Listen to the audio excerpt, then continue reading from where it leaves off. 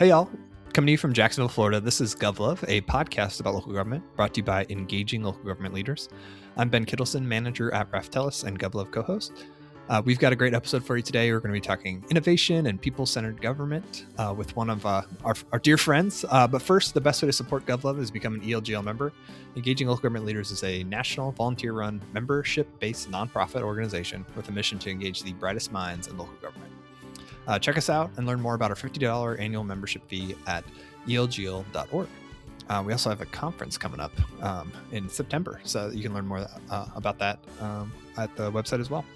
Now, let me introduce today's guest. Michael Baskin is the Chief Innovation Officer for Montgomery County, Maryland, a position he's been in since 2019. He works to create a just, liberating, and human government. Before joining Montgomery County, he worked as the Chief Innovation and Policy Officer for the city of Chattanooga, Tennessee. And he's also held roles at the People Lab and the Foundation for Civic Leadership. Michael has actually guest hosted an episode of GovLove way back in the day and has been a longtime writer for the ELGO Morning Buzz series. And so really appreciate him coming on. He's also been a top influencer, I believe, in a couple of years, I'm sure, for ELGL. So welcome to GovLove, Michael. It's been a long time coming that you're an official guest on the podcast. I am delighted. I am honored to be a guest. Thanks for having me, Ben. I remember Alice Johnston of Cities Reimagined, when I was a wee youngster in the government world, called me and she's like, there's some really eager people who love fun images and love government. You've got to be a part of this. And I was like, what is this? And that was my first $50, but not my last $50. And I'm glad to be here. I love that. Yeah, eager is the right word sometimes. Yeah. These people we're like really excited about government. Yeah. And she's like, you're really excited. I think they outdo you. And it's so honored to be here. We'll tone it down. Well, perfect. Well, as you know, what we start with at the GovLove podcast is a little lightning round to get to know our guest a little better. And so my first question for you, what was the first concert that you went to? Wow, this is the question I forgot to have you edit out. The first concert that I remember going to is my buddy. This is embarrassing. Well, we're going to talk about Phil Ford, I guess. We really wanted to see Lady Sovereign, but we didn't really know how to drive because we're from Boston. So we got there late, which means that the first concert I saw was Gwen Stefani. Nice. Which was an incredible concert. But I don't know if she meshes so well with Sam Bush and John Butler Trio in the jams I listen to these days. But I love that. Yeah, it's great. Whole performance. Awesome. Yeah. If you miss the opener, then it really does change the first concert. Yeah. All right. Then what's the last great movie or TV show that you watch and would recommend for our listeners? Okay. I don't watch a lot of TV, but I watch the Tour de France on YouTube. Does that count? Oh yeah. And I spend a lot of time looking at outdoor public benches. So like some people get really into like watching shows, and I like to look at like a stoop and be like, is that a bench impact or intent? Like, is that really public, or is this in like an interesting zoning space? So it's a government nerd. Yeah, I've got thousands of photos of benches. That's what I watch them on. Like, that's it. I like that.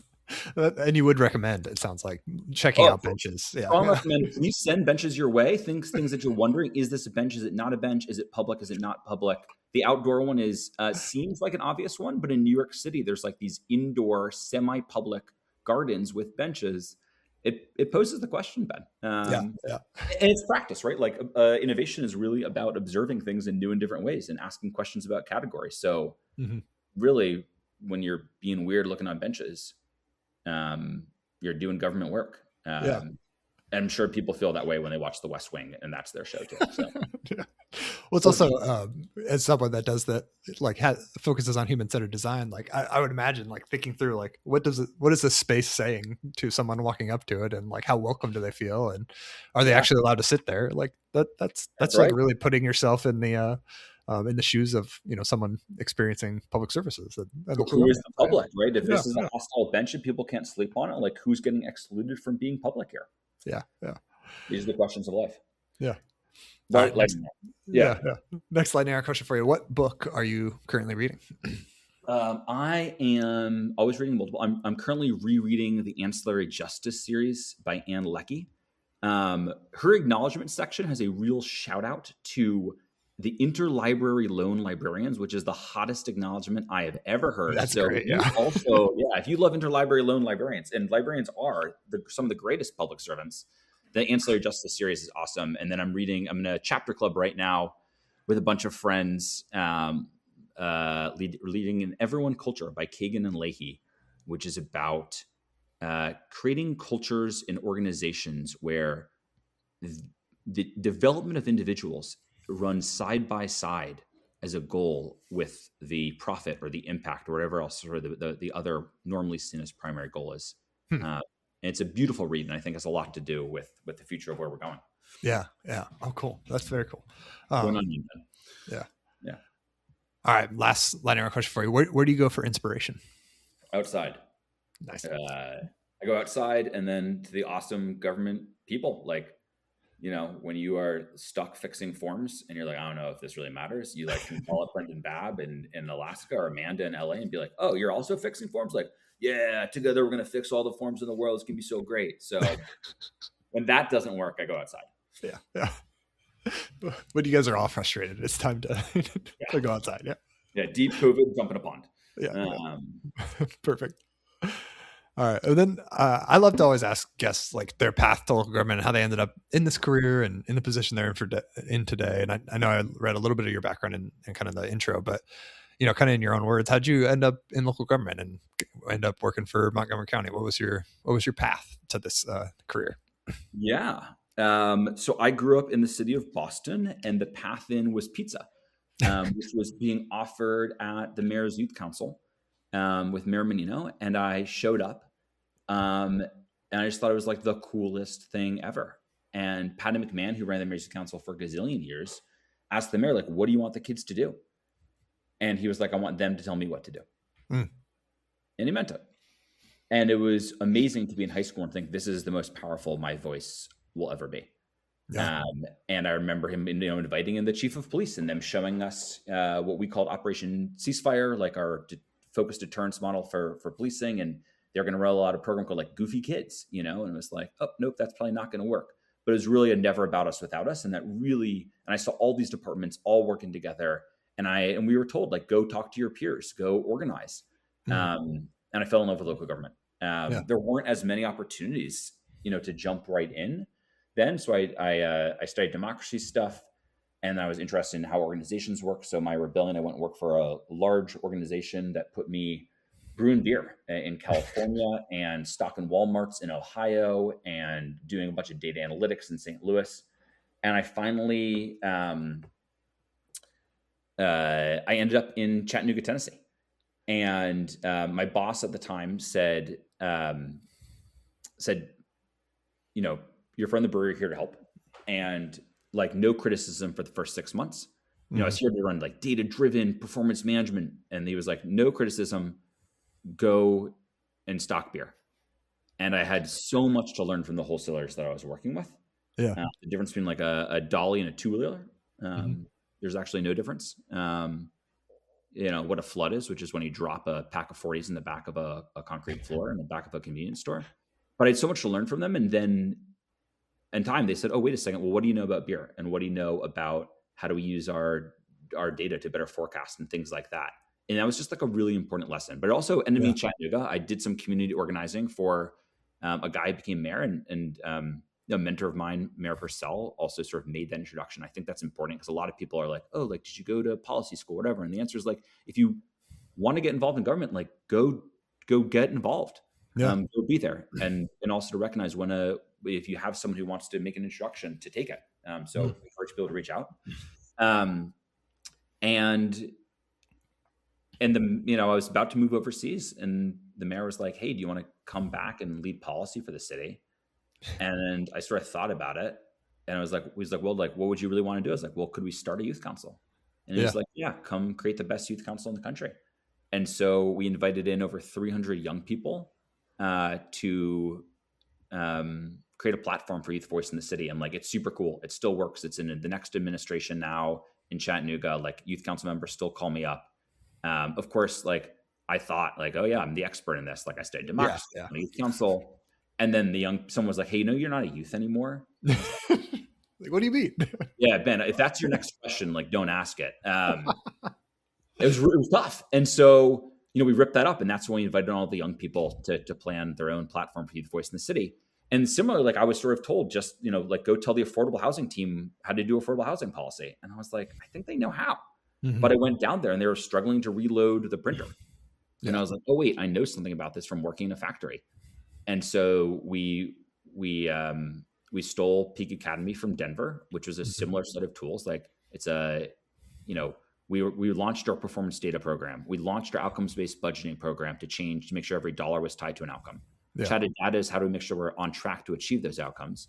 And the third leg of the stool was really, well, how do we actually make things better around here? And it's that how question that I've been really jazzed about ever since. And so we brought in tools from other places. That, the best part about local government in my mind is that we can just copy from each other, and it's a really creative act. Like, and then I still will get back in touch with Brian or Megan, who runs it. And actually, they just was on the hiring panel for the new Denver Peak Academy, something I stole 10 years ago.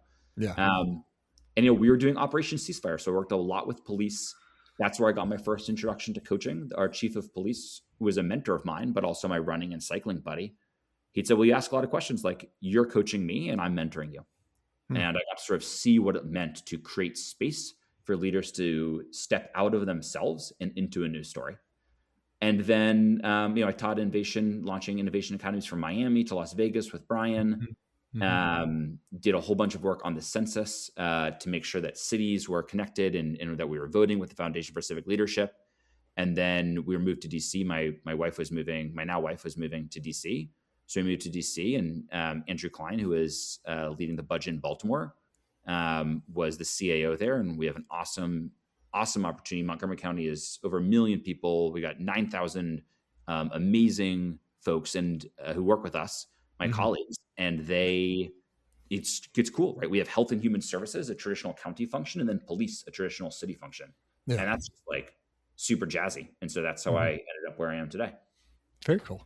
Yeah. Well, like not a winding path, but kind of like not quite a straight line Along either. the way feels a lot more winding. Yeah. I like making government work well with people. Yeah. And I just keep making enough mistakes to slowly get better at it and keep doing it. I love that. Yeah. Well, I mean, you touched on this in sort of like some of the work you got to do in Chattanooga, and then obviously the work in Montgomery County, but like you've been in this sort of, quote unquote innovation space for a long time now.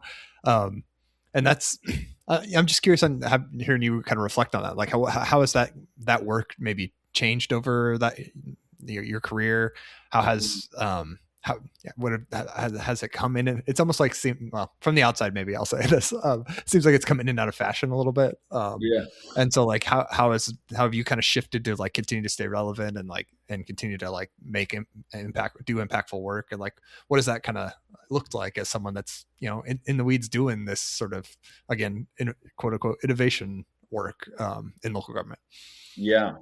I am old. Thanks for pointing it out. No, if you've done it, you said you weren't youth. I don't know, man. That's right. Oh man, that was a long time ago. I'm no longer a youth. Like, it's a great question, but I think one is we're not the first people to try to make government work better. And that's all that innovation is, right? Like Robert Moses, before he was an urban planner, worked on merit reform and the progressive good government movement in New York. So people have been trying this for a really long time. Yeah. I mean, public administration at its core is about making government work better, which is what innovation is. Yeah, I totally agree. Yeah. And it has changed a lot. I think, it's fun now that we run government people as sort of a network of folks who lead innovation in the US and cities. And it started as a little WhatsApp group 7 years ago with a couple of friends. And now it's still all friends, but there's more of us. There's also hopefully people who have just entered the innovation field who can call me and be like, hey, listen, what you just described is completely wrong. You're just old and foggy now. And I think that's part of being in innovation, is being open to that. Yeah. I think, there's the arcs that we've seen. Some things ring true, right? The core community organizing inside of government that supports people in stepping into their own power and improving processes is still, I think, absolutely critical. I am lucky enough to have tried, we launched a civic design team. We which is more like a sort of a Bloomberg I team. We have, I did behavioral insights trials with Elizabeth Linos and the behavioral insights team. We have done like let's do random projects. I've done strategic planning. I've overhauled budget processes. So we've tried all of these different things. Mm-hmm. And the fun thing is people are still doing them. Like they're still trying. The What Works City standards means that now there's 300 cities that are doing some of the chatted data stuff that we did with our very first cities. I think though, what we've begun to see is people hitting the limits of what these tools can do.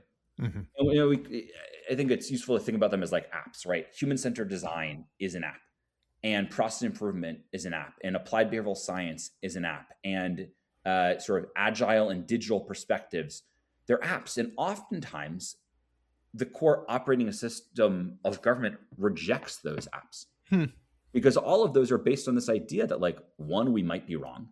Yeah. Two, like, we don't actually know, right? Like a big, massive modernization project says, like, we know what we're going to do, versus let's try things, let's experiment, let's play. We could be wrong along the way. And so I think a broad shift that we're seeing, well, operating at lots of different levels, is folks beginning to ask, how do we shift that core operating system of government to build in learning and unknowing and wonder back? It's a little bit woo, but I think it's like, to make it concrete, one of my favorite accelerator projects, and that's sort of our core flagship program here in Montgomery County. Mm-hmm. We had Ash, who's our procurement director, and he went through, and of course we don't do titles, so we didn't know he was the procurement director as he went through the course. I mean, we knew, but we didn't know. It's like, this guy's really got his stuff together. That was actually a lot about RFPs. Yeah. Really. Yeah. He's got acronyms more than I do. And, and so these people are trusted with signing and approving the contracts for millions and millions of dollars. Yeah.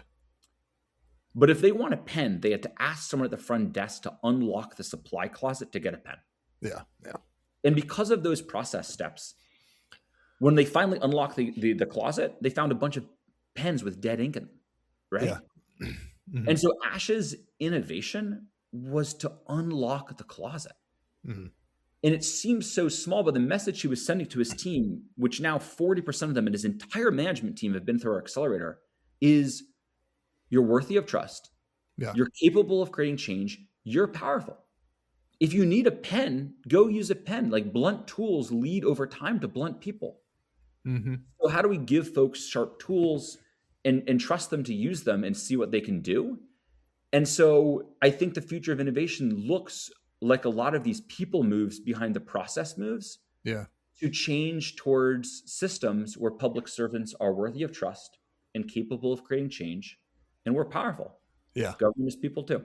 Yeah. Yeah. No, I love that you're jumping ahead to a bunch of stuff I want to talk about, but there's something you said there that I don't want to leave, but because one thing I think I've struggled with, because I've done some innovation work in my career, and been in a department that launched an I team and all that good stuff, and sometimes you look around at some of the examples that from back then, or even from more recently, and like some of that work is still going and some of it's not, and it's like, why was it able to sustain in one place, or be able to kind of transform and keep going, and maybe in a different form, and then maybe why did it peter out in other places? And I think that your point around that the operating system of government can reject this new way of thinking is a really good one. That, like, if you don't kind of get at the culture and at the trust of employees and kind of like how we do, and rethinking how we do things, like, then these are just kind of like one-off initiatives that may not lead to any kind of big organizational change. I think that's a really, really insightful point. And it probably points to why there are times when this innovation work feels more, can feel, I should say, I'll put it in I statements, where I perceive it as like, this was a one-time thing that didn't end up leading to like a big change within an organization. Totally. And Ben, I think you point to something that is just important. And I think it's some of the work that ELGL and you do in changing these stories that we're telling, because a lot of these stories are polished to such a high production value, seem impossible to the rest of us. Yeah. Right? Yeah. But at the end of the day, it's just a person. And Kyle Patterson in Boise calls it like a personal, like a people production value, right? And like instead of a polished production value, we're like, yep, like that story that seemed like it was a huge transformative thing might not actually have been quite as hot as we make it out to be, right? And also a huge amount of work and a huge amount of failures happened as well. Yeah. And so like the sustained piece, the storytelling is really, really important. But it's also about storytelling as a way to change the way that we see ourselves. And there's like, right, that Ash story, it's a really little story, right? It's not a big grand change, but it's changed the way that they do business there. Yeah. Yeah. So I think, it's worth, we talk on our team, a core value sort of start small and scale. And so sometimes I hope that when people see these amazing, and it's so wonderful, there's so many case studies and amazing studies of people doing awesome work in local government, that people don't say, I could never do this, or I've got to hire someone and a consultant to help me do this, but to say, wait a second, this is another human being. And I hope we can share more fail stories and more of the human stories of people struggling through and things working out. I think you're right on. And you're totally right. I think about what the stories I tell about some of the work I did, and I don't talk about the failure or the department directors that rejected me with my harebrained idea. I talk about the ones that worked, and you're right. They end up being more polished than kind of talking about that struggle and the people and that you had to bring along the way or kind of cajole into helping you. Yeah. It's a different perspective to bring that all together. Yeah. There's so many people who are doing this without innovation in their title, right? Like I think we should for sure. Innovation in everyone's title. But a lot of the big stories we often hear are have some outside support, have some storytelling support, and there was 10 of which comes one story. And I hope that that's not the bar by which folks measure themselves. Yeah. And then it's at head level and they just keep walking into it, banging their head and saying, I can never get there, right? Yeah. We start with the very smallest of things and we grow that muscle, we grow that capacity. I think a lot of innovation, like folks will say, and because I've gone through new administrations, and they go like, well, like give us all of your ideas. And then they hear either a bunch of ideas and it's like a suggestion box. And it's like, and then people come back, oh yeah, like, well, I gave my idea to you. Well, okay. Right. Or they're like, wonder why a lot of people don't throw in a bunch of ideas. Well, ideas come from processes, right? From the act of observing public outdoor benches over time to begin to notice the workarounds that people are working in. What's really the bottleneck? How is it a different way of seeing, boarded up windows, and could clear windows help the way that Terrence is doing in Baltimore? So I think that, I'm just hopeful that people see these different ways. Yeah. No. I think that's right on. Okay. So, and then you touched on this, but I do want to talk about it more directly. So some of the innovation work going on in Montgomery County, and you mentioned the accelerator program. Can you maybe just share with the listeners a little bit more about that and kind of what all goes into that? And I do think it's really cool to the shift you guys have made towards this more organizational development, I don't want to put words in your mouth, but more of an organizational development bent of like, hey, let's focus on our leaders and how we change, again, culture more than kind of, anything else. And so, can you talk about that course? Yeah, totally. I just want to make one quick, I worked for a politician, so you can ask me a question. I'll just block and bridge. So you got to bring it back. But I often don't like to think about us working on culture because the number of times I've heard, oh, I'd love to be more innovative or do more innovative things, but that's just not the culture we have around here, is absurd. Yeah. Culture is built in action, right? It is the series of things that we do. And that can include speak jacks, right? Things that we say, but it is the things that we do that over time create culture. And so, people say, we love your accelerator program. It changes hearts and minds. Well, great, but hearts and minds snap right back if hands are doing the same thing. Yeah. And hands are doing the things that are coming down the line from them in a process. So how do we change those processes? And the Innovation Accelerator is a way of slowing things down to speed things up. It's an introduction to structured problem solving and an introduction to community. So the structured problem solving is a mix of methods to figure out why is change needed? What's the current state? What's the future state? What's the gap between the current state and the future state? And to move all the way through to measuring results and capturing learnings and starting again. And, it is both a sequential process, but also an iterative process, but folks go through it together. You do a 3-day launch, and then you ignite your change. And then we have a big bright spots showcase. That's sort of a Dan Heath, Chip Heath switch, bright spots. Let's put a light on what's working well and see how we can replicate it and grow it. Mm-hmm. That's the course. Yeah. Right. And we say it's course because you're going to do those 9 steps 3 times in those 3 days, and you're going to build a yichmad. You can make a difference because you've seen others people make a difference around you. You've done it yourself. And you know that you have a process to go and do it again. But the introduction to community is just as important. Like often someone says, oh, you're in procurement. We've had people eliminate their own jobs because someone in transportation and someone in police realized that they were in the same course, in the same cohort, working on the exact same accident incident report that was duplication for 80% of it. And one of them said, like, honestly, like I have better things to do with my life. Yeah. And so we figure out a way together to subtract, which is a really powerful tool for innovation, to subtract that and then create space for all of the massive power of human beings that we want to be. So that's our accelerator course. We've had hundreds of folks go through. We also welcome folks from outside. So we've had folks from our, WMATA or Metro from around the country come. And it's a sister program with Denver Peak Academy and some of the other ones around the country, which we always are sharing with. We welcome people, like copy, replicate. We do all of that change with no new budget, no new people, no new technology. And so if you want to launch one, don't look for a new person, just do it. Like my co-conspirator, Tim Moreland, back in Chattanooga, just wrote a letter to himself at the end of the course and said, like, you believe in this, you can do it. And so we just did. And then we brought the mayor over and I was like, oh yeah, like it's your time. Like these people, they're going to tell you that change is really great. And the change, and you're supposed to tell them like how awesome change is, and they believe in it. So that's our accelerator course. Just to circle back on the how it changes culture. Like,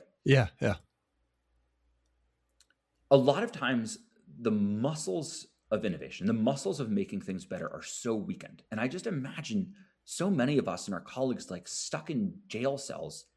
And then like a new administration comes in, they open the door and people like stumble out emaciated and they try to do something better and they fail and it doesn't work well.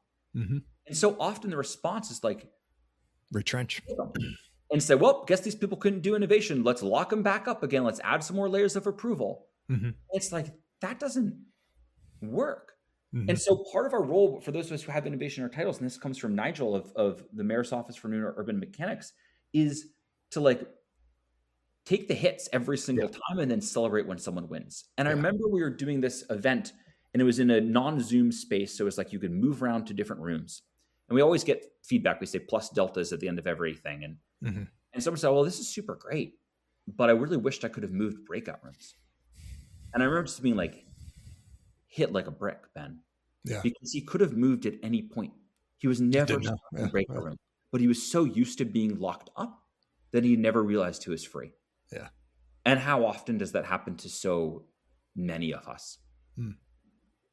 And so, I think, we've done all this work on the core underlying processes. And sometimes we realize that it's not just the process, but like there's always one more layer of the onion. And I'm sure if we do this again in 5 years, we'll be like, oh, Ben, I was way wrong. But it's always the process and it's the people, right? There's people who hold on to these processes.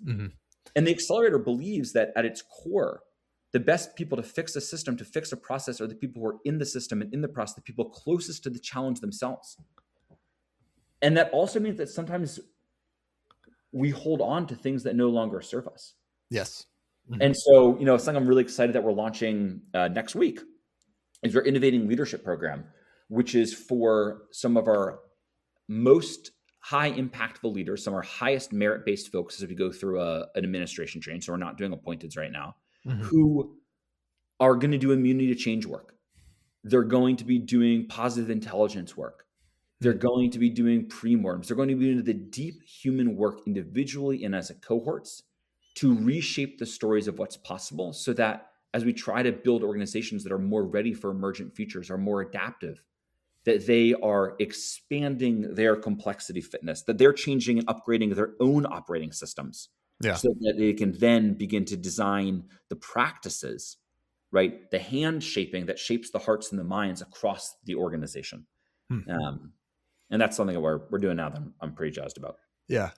Yeah, no, I want to hear more about that, but to your point around the, these layers, we talk about when we do process improvement work in my day job, like it's like sedimentary rock. Like over time, our processes, we add these layers because there might have been a good reason at the time, and are they serving us anymore? And often that's it's not. But you need to give folks the freedom to rethink that and the power to do that. And I think having a little bit of that, open-mindedness, but also like humbleness that like, and you're not pointing fingers at anyone, that like the process as it's designed today is perfectly designed to get the outcomes you get today. And so like, if you want different outcomes, you got to rethink kind of some of those choices and those layers. And so I creating that kind of openness is like, I don't know, a huge part of it. And is giving folks that, empowering them folks to do that is like, I think maybe the hardest part of the change. Yeah. And I mean, I love that. And I think, that openness, as you said, like, is this servicing us any longer? Yeah. Right. Yeah. It's not like the way that we got to the government that we got full of red tape is by like a big, red tape ribbon commission that came together and studied for 3 years, to slow government down and really wrap people up. And then was like, all right, here's a big red tape plan. Then we rolled it all out and like, boom. Right. And so to expect that we're going to get out of it that way is so silly, right? It's a start small and scale. It's a snowball. And we don't know what the future looks like. The question is, are we able to dance with that future? Are we able to take those small steps to learn? Are these things still serving us? And that goes not just for processes, but also stories, right? Like, what is the story that we're telling ourselves about our colleagues, about residents? Elizabeth Linos at the People Lab just launched the Public Servant Pulse, the first data-driven project to figure out perceptions of public servants so we can benchmark this and understand this. And there's a couple of cool questions in there that we got to work on that are also about how do how do public servants view members of the public, and how do they believe they're viewed by the public? Right? I thought that was just such an interesting addition, because are those views still serving us? Do people need to fill out 15 forms, or like, what does direct cash transfer begin to look like? And I think that those uncoverings are really interesting, and we know how to do this work individually. Executive coaching is a way that folks do it. Leadership-based cohort programs with an adult developmental theme know how to do this work where you can take something that you are subject to and make it object. You can sort of be that fish in the fishbowl and then jump out and be like, oh, look, I was in a fishbowl. That's water. I can now see it and choose, do I get back in it? Do I go to another fishbowl? We know how to do that at an individual level. We are exploring how to do it at an organizational level. It's not yet happening at local government at scale anywhere, but it's happening in other places. There is that space. And even Ben, at the end there, you mentioned the word empower. And I think, like, if folks aren't empowered, awesome. Let's step to empowerment. Yeah. Yeah. And we can transcend and include. Like, for me, empowerment was a word that I had a lot of allergy to for a long time. I don't believe in empowering folks in the accelerator, because I think that would say then that I'm some type of benevolent dictator who can give that you have the power to. Yeah. And the radical thing is, and this is sort of a core value of our team, is to recognize power, to look and see the full humanity of a colleague, of a resident, of a constituent, and to see them as a full and powerful human being. And to do that, we have to recognize our own power. Yeah. Right? The drama triangles that happen in our families also happen in the way that we relate across society and in our organizations. We're not here to rescue folks. We're not here to empower folks. Right? We are here to recognize our own power and to recognize their power and see what then might be made possible. Yeah. Yeah. I was like, where do I go with this now? Like, it's right, but in some way, right? Like what Ash did, right, was with opening that door, was he says, "You're worthy of trust. You're capable of creating change." We all of us carry these core declarations, these understandings of the world, just like the processes that sometimes no longer serve us. But those to bring it back to those processes, those processes, those policies, they're all have messages in them. Yeah. Right? Yeah. Don't try ChatGPT. It's banned. When everyone else is using and trying it, what does that say to somebody? Yeah. You need 6, I know the favorite story you like is the one from Chattanooga where I had someone go through our version of Peak Academy in Chattanooga. It was a buddy of mine. I went for a run. I said, what'd you learn? I was hoping for like 5S, or like, fishbone diagram. And he was like, oh, I learned that you don't trust your people. And I was like, whoa. That's not, yeah.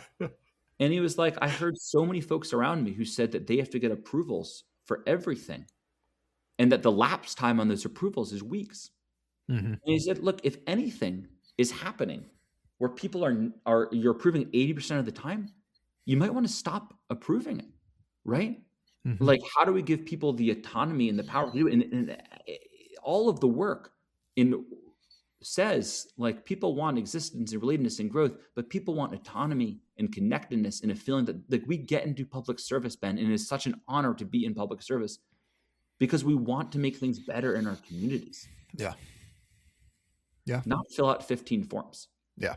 Yeah. And that people layer goes, right? Like, there are times when we tried to launch big customer service initiatives, and nothing sort of drives me more bonkers because it's adopting these private sector methods without adapting these tools to the public sector. Yeah. And it's, our constituents are not customers, right? And I think we've damaged ourselves in so many ways with that language because we're building something together, right? You don't build public safety. Police don't do public safety on their own. We know that very well, right? It's also eyes on the street, as Jane Jacobs would say, and community coming together, and teachers. Teachers alone and superintendents, they don't do public education. That also involves families and mentors and grandparents. These are things that we do together.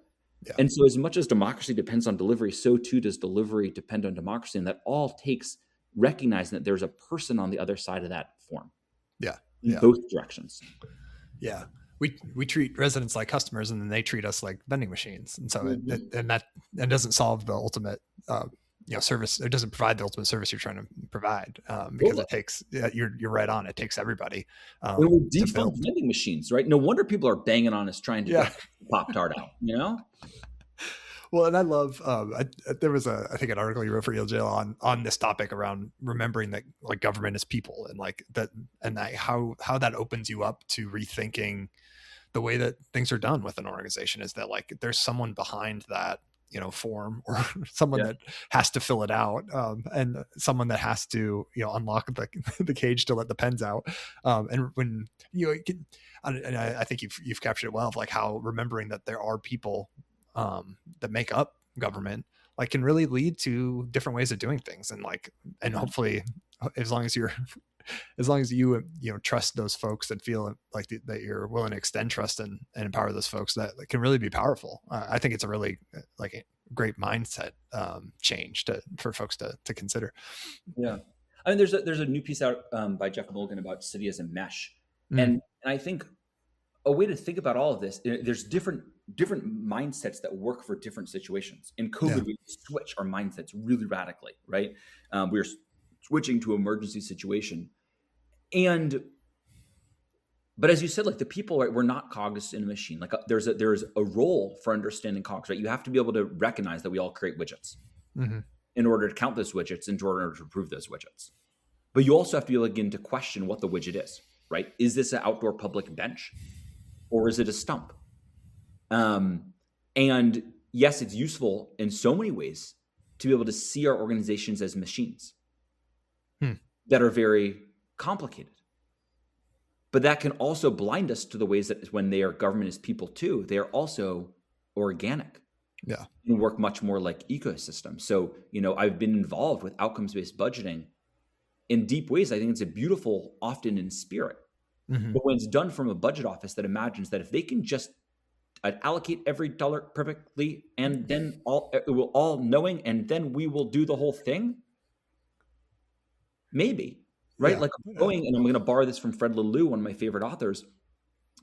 A Boeing airplane is complicated. And like the number of people who spend time figuring out the exact strength of every single screw and bolt on a Boeing airplane is insane. And like I've worked on teams. Every time I get off on an airplane, I'm like, there's just no way a group of people did this. Like there's just like, we had trouble having a meeting agenda, but this guy just off. But that's complicated. And a lot of times we treat our organizations like that, and it can be awesome for some things. But the world I would offer is often more complex. It's more like a bowl of spaghetti, maybe with some pasta sauce on it. And when you stick a fork in, you begin to pull out, we don't know what's going to emerge there. Yeah.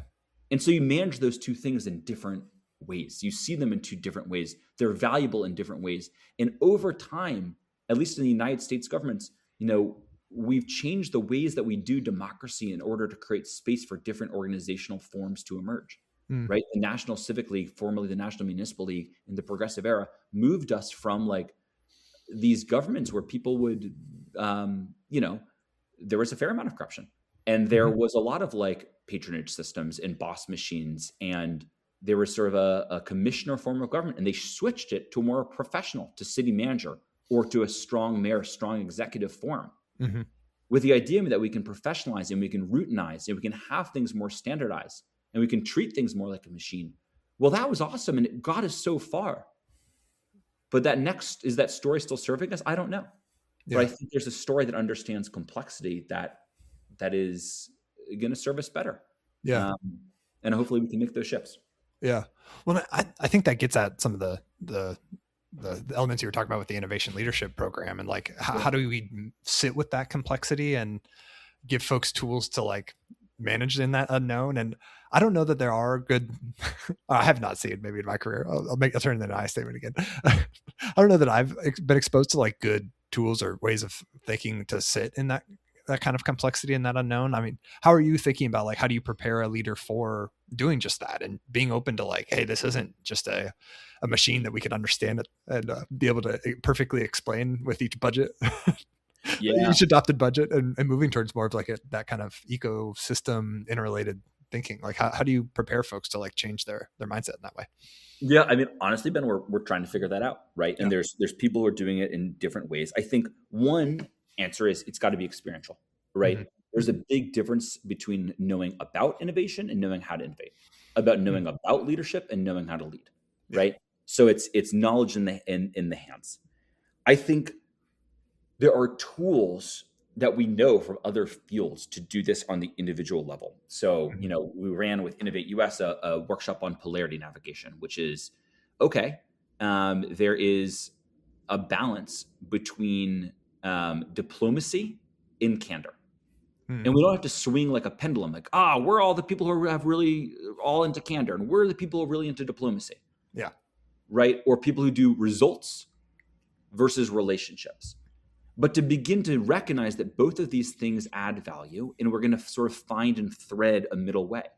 And our language often doesn't have the words for that. So like, we have a screw and we have a bolt.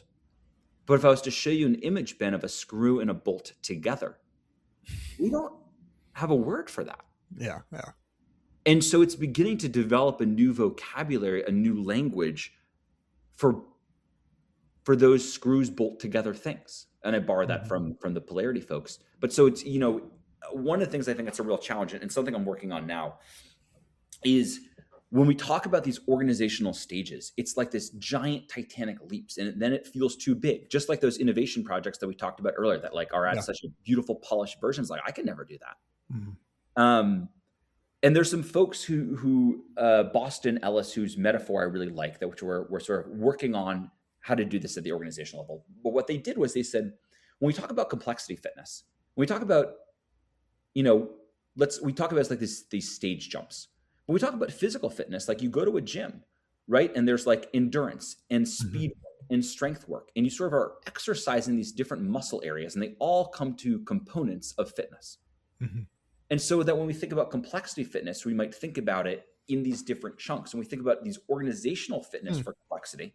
We might think about this. So it's not just you have to make this huge phase shift, but you get to start small, unlocking some doors, looking where you have too many approvals, figuring out where you can celebrate failure, recognizing the ways in which we can center the actual humans and change what we're seeing, I think that's where then things like the accelerator, they're all building blocks up to this.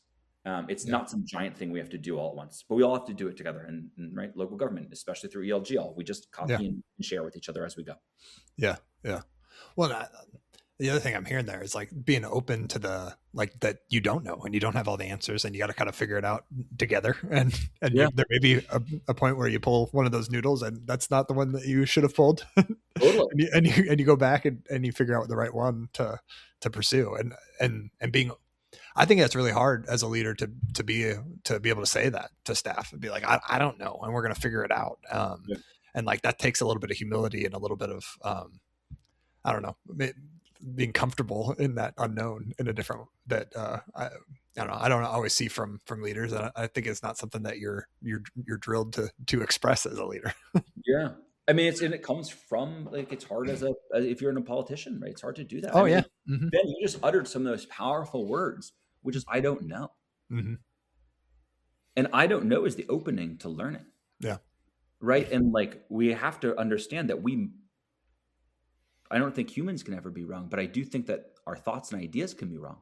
Mm-hmm. Right. So how might this be wrong? And how do we, you can do tools, you can do pre-mortems. Let's step ourselves into the future.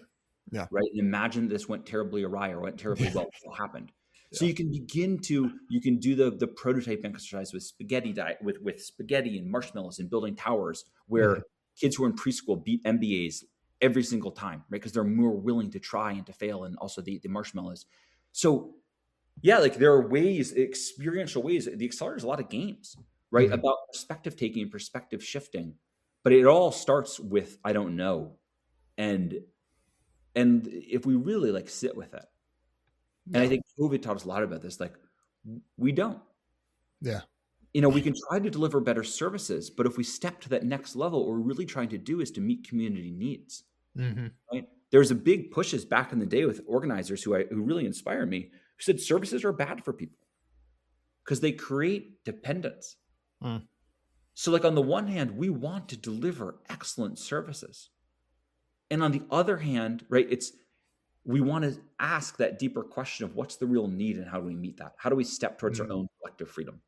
Yeah. And I'm going high there, but I think it's important to really there's always the next question.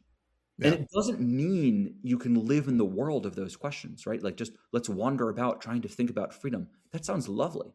But what I'm really going to do is I'm going to change the boxes on this form so that you don't just have, when I write your birth date, you include the year so you can get your recreation pass, right? Yeah.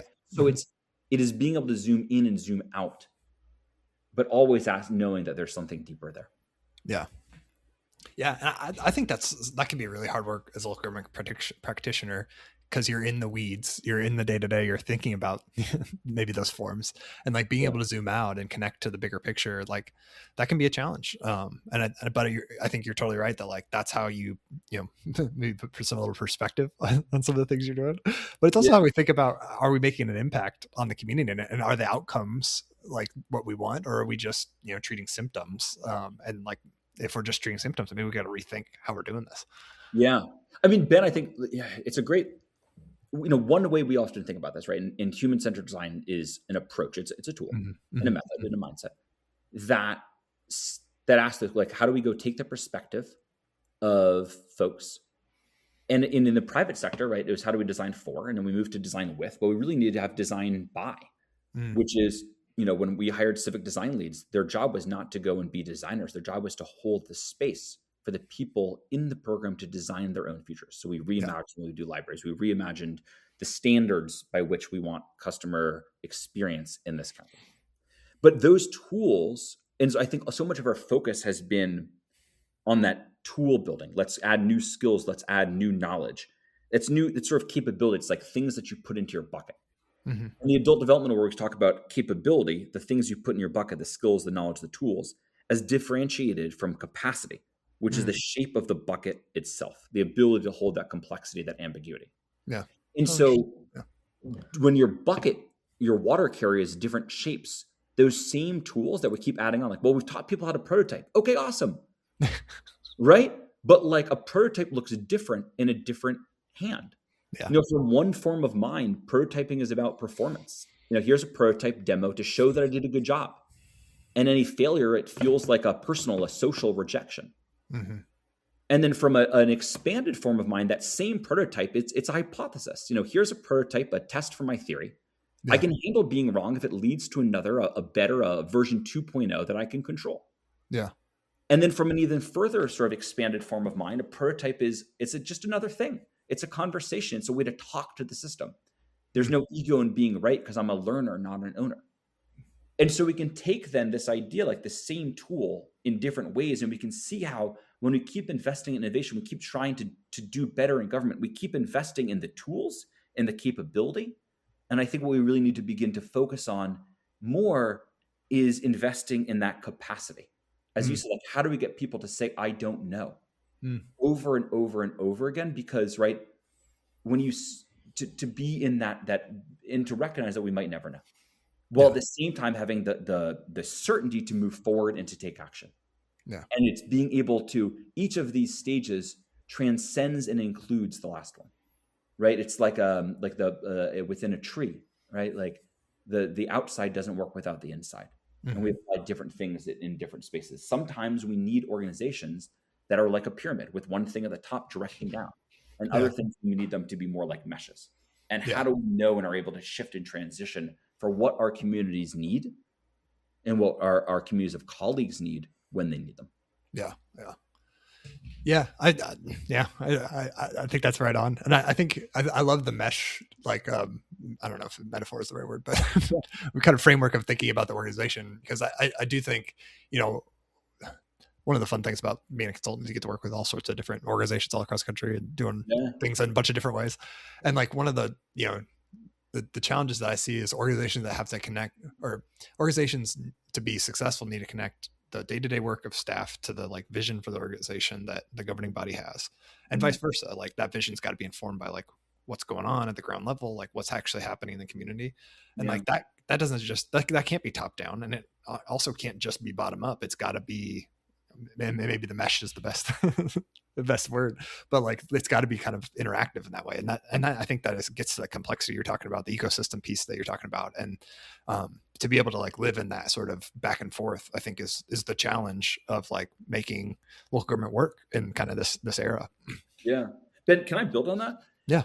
Because I think, I remember working with consultants in an old job, and they were like, oh, usually what we do is we take something from the marketing team and we bring it over to the logistics team. And like that counts as our work, right? We're simply connecting those dots. But in the organization I worked in, they're like, but you guys already talked to each other, so we're not sure what to do as consultants here. But like, what appears on an org chart misses what is already happening, right? You can design your organization to look more like a mesh instead of a pyramid.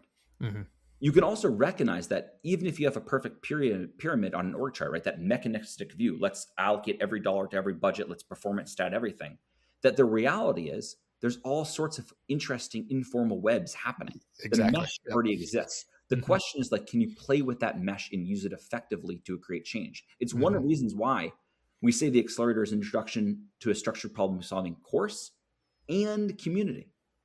Because the tools that we teach are useful, but the connections that are created are powerful. Yeah. Like thing that like always because you sort of like the governing body. One of the sort of the interesting joys of this role has been listening to people's stories of power. Like there are folks who are way on where the rubber meets the road, who are like, I'm not powerful because I can't make any of these big changes, like I'm not in charge of the policy.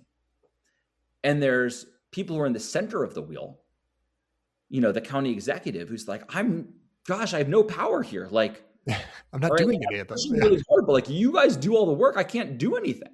And of course, there's the middle, which is like in the sandwich between, and they really can't feel unpowerful.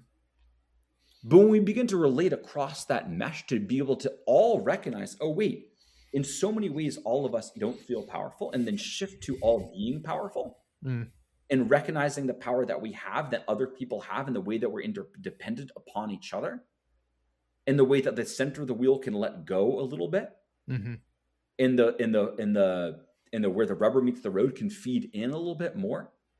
like then suddenly really cool and powerful things begin to happen. But I Yeah. just always this like funny chuckle where like, I'll be talking to the county exec. It's like, oh, I just don't have any power. And I'll be talking to frontline staff like, oh, the county exec has the power. We don't have any power. It's like, y'all, at some point, we got to recognize that the system is powerful and it shapes us. And also we are powerful and we shape the system. Yeah. Yeah. And holding those, like, I think the things of innovation is being able to hold both of those things to be true at the same time. Yeah. Yeah. Yeah. And I think you're exactly right that it takes all of us to change it. But the act of being in the organization also changes us individually. Yeah. I think, yeah. It's a mesh. I mean, that's where like having community, like, reconnecting at ELGL conferences, like being with each other helps, because you remember, I'm not the only one doing this. I'm not alone. Yeah. Right. And like, it's why we love the eager beavers of ELGL, because it's great to feel. I'm bummed it's no longer called the what was the top influence award? It used to be called the Trigger Award. Yeah. That was literally the best name for an award of all time. Like, it was great. And I happened to be training for a half Ironman, so I was doing some push-ups in the office while running the budget process, and I hadn't watched Parks and Rec yet, and I wish someone had told me. But like, as a sad and depressing character like me, but like, yeah, like it matters that a bunch of us believe that we can make government work with people. Yeah. Oh, for sure. Yeah. And because government only exists because a bunch of people are like, you know what? There's certain things that we can't do that well alone, that we'd rather do better together. And so let's create this thing we're going to call government to try to solve our common problems. And so often we forget that that's what government really is here for. Yeah, it's a that's way why for we us to exist. collaborate together to solve our needs. Yeah. It's not a vending service provider that we just bang on for Pop-Tarts. Yeah. That's right on. Love Yeah. Pop-Tarts Well, and yeah. Well, and I think that transitions nicely into something that I want to talk about. I mean, I think someone listening could probably tell that like that you are thinking about and wrestling with a little bit of like local government in this era of democracy and like what democracy means, and like, and you talked about democracy is dependent on delivery is dependent on democracy. Like, so I'm just curious, like for you personally, and maybe kind of even your work in Montgomery County, like how does that democracy and thinking about the future of it, how is that kind of informing your work, and how are you kind of wrestling with that? Because I do think it seems like it's, I don't want to put words in your mouth or assume, but it does seem like it's part of like how you're thinking about the things that the county does and the things that you and your team do. And like, how is that kind of informing maybe, the approaches you take? Ooh, I don't know totally how to. I'm at a bit of a loss, to be honest, Ben. Yeah. I can give you an example of like a how, but I'm going to come back. So like when we did an amazing teammate, Kate, who led the library's reimagining of their strategic plan, and we did in a really human-centered design way. And so, we wanted to get young people's voices in, and it was around Valentine's Day. So we had them all write Valentine's Day card, like love notes to the library, as a way of sourcing what they really believed in. Yeah. And then instead of having designers do all that sorting, we had members of library staff do that sorting, do that sense making, and shape things, right? So it's this beautiful sort of dialogue process. Mm-hmm. We launched some things we had designed by People Fellows, and the idea was, this was right at the same time the USDR was sort of taking off, was we have these amazing designers outside of government. Let's be open about our challenges. And, Anna was on GovLove podcast once, and she was our first design People Fellow. And she came in and worked with a 3-on-1 team. But we basically said, like, guess what? What we're doing isn't working. You've got some skills. We're not going to hide it. Let's try to create this better together. Yeah. But when it really comes to like, how does all this democracy, like those are ways I think of opening those doors, seeing people as people. But honestly, I think some of the ways I'm thinking about this, Ben, I really don't know, but I'm looking to history a little bit.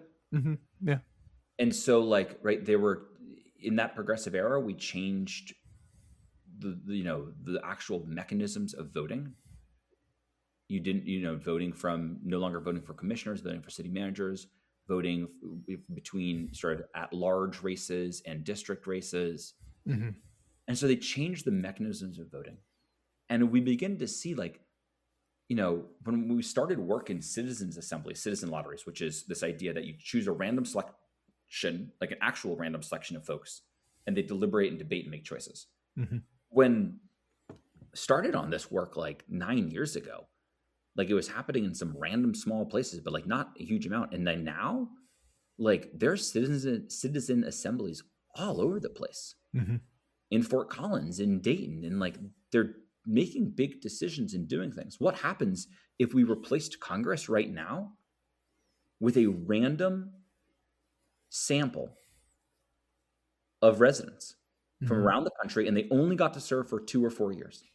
Yeah. Like, think about the power dynamics. Like, immediately we'd have a more representative. We'd have less millionaires. We'd have more women. We'd have more people of color, right? To more accurately represent this country Mm-hmm. or this locality. I think that hopefully a lot of this is going to happen at the local level. So what happens when you begin to do that? And like the power shifts, like you're not going to be running for office again because the next set of people is going to be random. So you're really just going to try to figure out, what does our country need to do in these spaces? And I think the places to begin where the experimentation happened, this is why I love local government, is because I think that we look at the rise of ranked choice voting. I don't think ranked choice voting is a panacea. It is an experiment and like there's blacks or arrows and possibility theorem, right? So different forms of voting just lead to different outcomes. But I think that we can change the way potentially that we imagine democracy. In ancient Greece, they didn't just vote for who was going to be the leader of the country. They also voted out the person they thought would be most likely to be a tyrant. Like, there's all these totally cool ways. Democracy is, we live in a representative democracy, but it's agreements that we make with each other about how we want to govern. In the same way that there's agreements that we make with ourselves about how we want to be, how we want to see ourselves, or agreements that we make with our partners about how we want to live together, or agreements that we make with our teams that we call norms that are guidelines for how we want to grow. And all of those agreements are tools for freedom. And so I like, you can get wonky on this. There's a Substack I write about this, but like all of this is about getting in choice. You said, like, are they still serving us? Is this process still serving us? Is this story still serving us? Is the way that we're doing democracy right now still serving us? And sometimes it's helpful to zoom out and to look at all these other areas where democracy looks really different in different places. Yeah. And that's, I think, something, a big limit for me is I'm really focused on the United States. And so over the last couple of years, I began to like play with places in different countries. And you're like, oh, I thought we were having a conversation about X. We were having a conversation about Y, because you're a non-federal, you don't have a federal government, you have a national government. Like, and that means there's different things going on. So I don't know. I'm deeply hopeful about democracy. I don't know that we'll continue to have representative democracy as we know it, but I'm deeply hopeful for people to continue to step into their power and into collective choice together.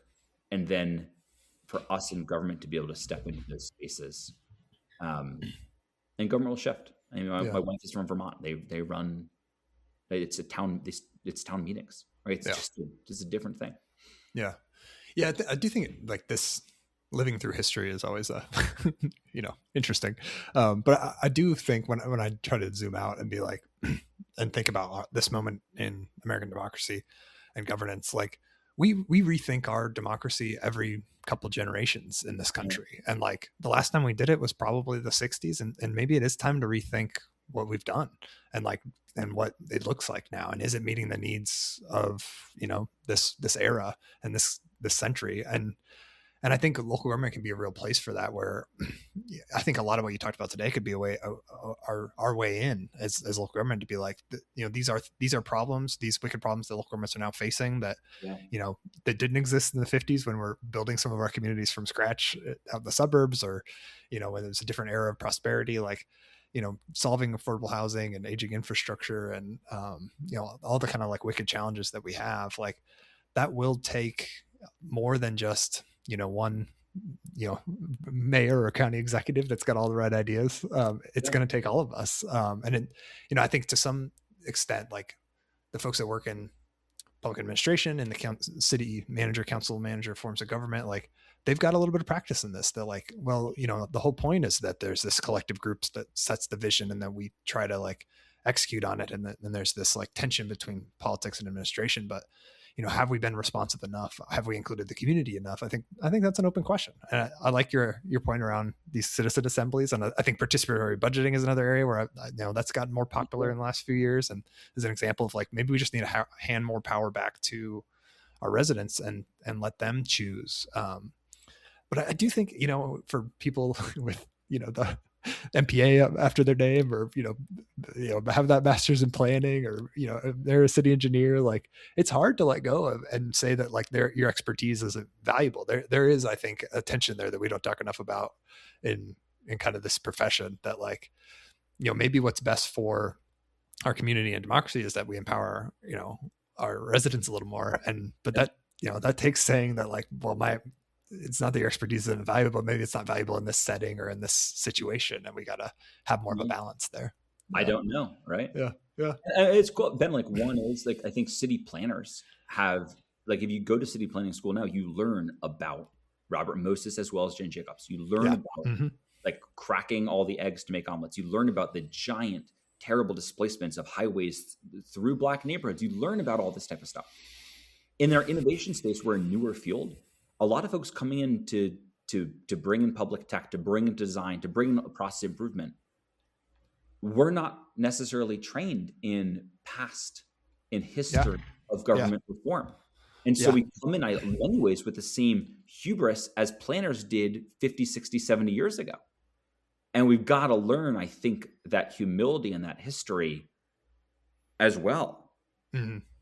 And also, like, I think, you point to like the fun possibility, like you talked about city managers, and that they've got a head start, and they do in some ways, but also like, and so many times organizations reach out to me to help navigating the local government space. And, especially as there's former federal workers who are like, oh, I want to work in state and local. I'm like, whoa. First of all, state and local, it's like, it's two different things unless you're on a tech sales team, right? Yeah, true. Yeah. We're radically different organizations. But local is often, it's one of the reasons why a lot of organizations have trouble organizing cities and counties, is because like the mayor of LA and the mayor of New York City and the mayor of Boston and the mayor of Miami, radically different sets of power. Yeah. Like, there's a bunch of city managers who some have strong mayors, some there's just, the forms of government are already like, there's massive experiments going on already. There's town meetings. And so thinking about like, that's, to me though, that's the beauty of it, right? We're already playing in complexity. And, like, look, me and a lot of friends spent a lot of time trying to get a bunch of data to be like more transferable. And like when a new and powerful administration came in that maybe didn't want to use that data for good, all of us were like, thank God we were so unsuccessful for so long. Like, good thing we failed so hard, or it could be really dangerous right now.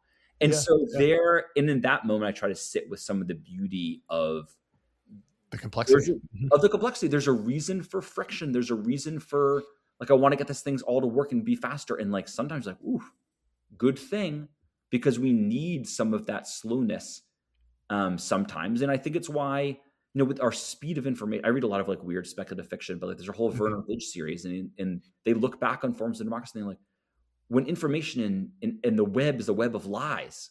This is from a book, not here. I know that we're on the web on this podcast, and we're only telling half lies. Yeah. They couldn't believe that we would still do democracy in the same ways. Like, the world is radically different. The way that we come into agreements with each other, I hope, will be different too. How does it serve us? Yeah. Well, we just went from Gwen Stefani to bedrocks of American democracy. I don't know where we're going next, but it's been fun. Well, that was perfect. I mean, we're gonna have to just kind of have you back every few months just to get real philosophical with it and think about the future of democracy. Can we get Gwen Stefani on this thing, or what? Yeah. Well, I know, I even booked extra time because I knew we'd have a lovely conversation that went all sorts of places. Couldn't have predicted Gwen Stefani at 1.5 speed, and you figured, why not? But before we kind of wrap, what's next? What are you working on that our listeners ought to look out for? I know you mentioned, launching this new innovating leadership program, but anything else you want to kind of highlight for that people can check out? Yeah, we're doing that. Like, we'd love people to copy it and to come and play with it, because that's how we keep learning. I'm doing a lot more executive coaching, which just grounds me and helps me.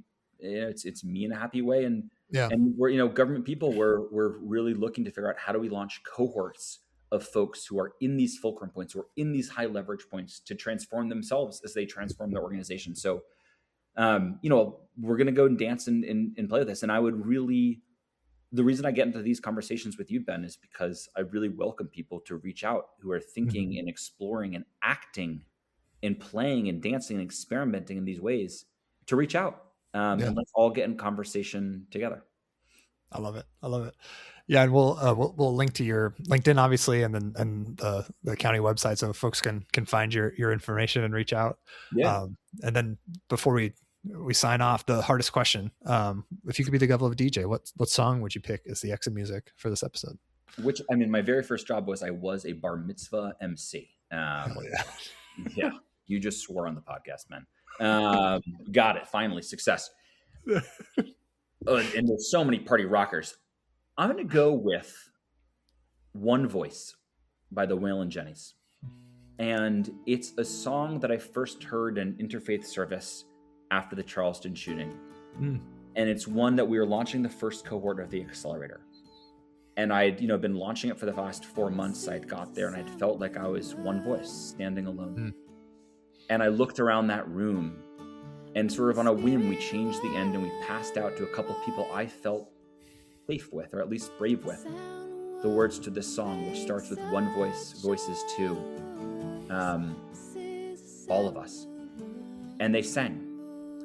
And we had our commencement ceremony, so we had all the big wigs and then all of us from that cohort. And the cohort, I didn't empower them, right? They took power into their own hands, and they surprised me and all of us by singing this song, voices one, voices two, voices three, all of us together. And Marshall Gans, who teaches organizing, says that movements sing. And so when we think about our future, of our governments, of our planet, of our country, of our democracy, I think about this song. And maybe we all get to sing it together as some exit music and some entrance music into whatever's next for all of us. Perfect. What a lovely note to end on. Thanks, Michael, so much for coming on and talking with me.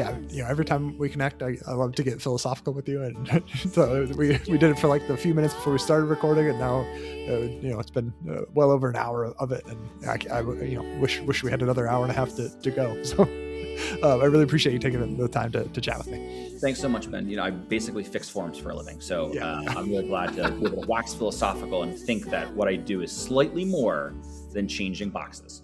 Yeah. Oh, it is. Don't worry. And for our listeners, GovLove is brought to you by engaging local government leaders, and the best way to support GovLove is to become an ELGL member. You can reach us online at elgl.org/GovLove, or check us out on our page on LinkedIn. And with that, thank you for listening. This has been GovLove, a podcast about local government. Turn to dust. This is the sound of